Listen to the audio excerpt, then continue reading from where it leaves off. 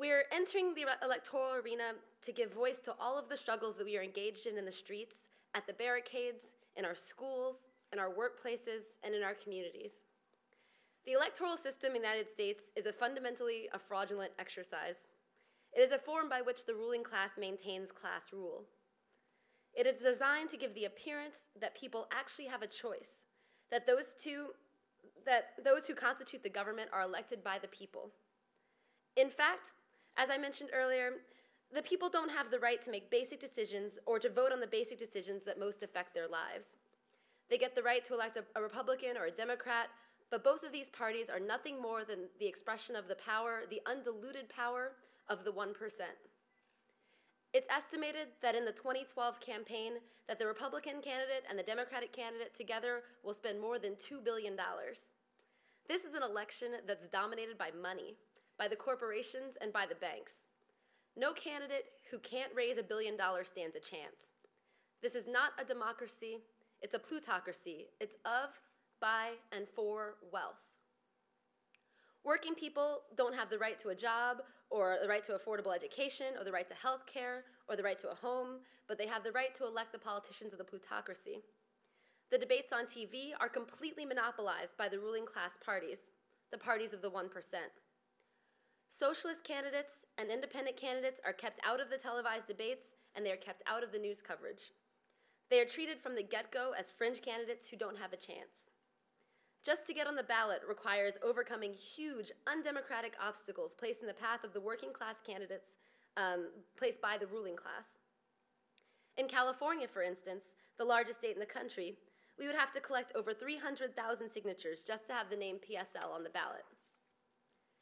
Each state has its own electoral laws, each of them representing another obstacle for third parties or independent candidates. There is such a huge separation between the reality of American politics, which is really the politics of, by, and for the 1%, versus the narrative that we are a representative democracy and everyone has an equal say. The benefit of having elections for the ruling class is that every 4 years, the oppressed working class gets to choose between two capitalist politicians who will oppress them. But it gives the appearance of variety, it gives the appearance of choice, it gives the appearance of a democracy.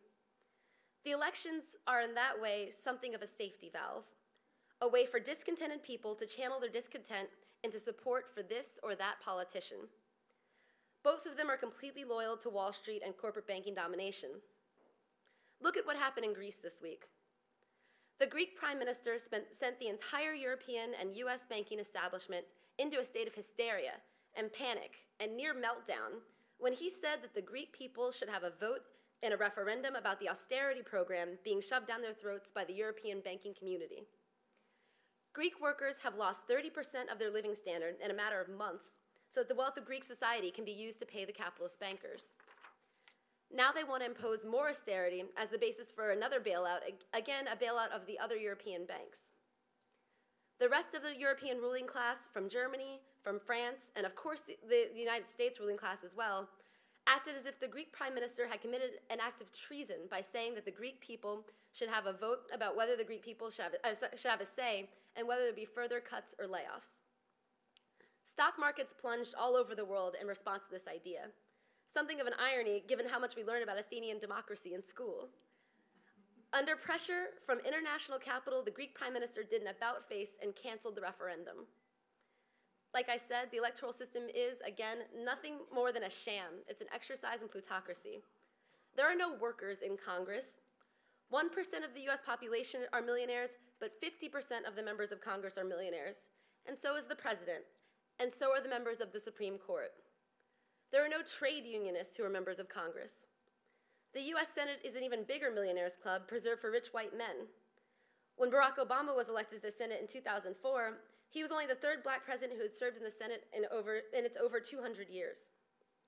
In the last year, the US Congress, with the support of the president, cut $11 billion from early childhood programs.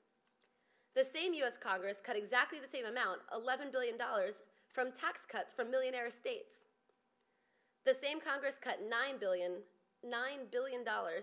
from low-income housing programs and gave $9 billion, the same amount, in tax cuts for the vacation homes of the already wealthy. Recognizing, brothers and sisters, that this electoral system is of, by, and for the 1%, we in the PSL have nonetheless decided to enter into the fray. We have entered into the electoral arena at the very same time that we stay in the streets, demonstrating and protesting, carrying out meetings, rallies, forums, and job actions. We hope to carry the spirit of last week's general strike in Oakland into this coming year. We are going into the electoral arena because tens of millions of people will be drawn to the elections in 2012. They'll be thinking about the elections, they'll be following it on the news, and even though we know it is the terrain of the class enemy, we will enter with the same spirit of struggle that we take in every other area of our lives and the lives of working people. We will represent the unemployed, the foreclosed, the evicted. We will represent the students who can't pay their student loans, and we will raise the demand that the ill-begotten wealth of the biggest banks should be seized and used to create a massive jobs program so that every unemployed person can work. We will demand to seize the assets and profits of the banks and end all student loans. We will also demand amnesty and full rights for all immigrants. From our point of view, a worker is a worker regardless of their country of origin, and all workers deserve rights.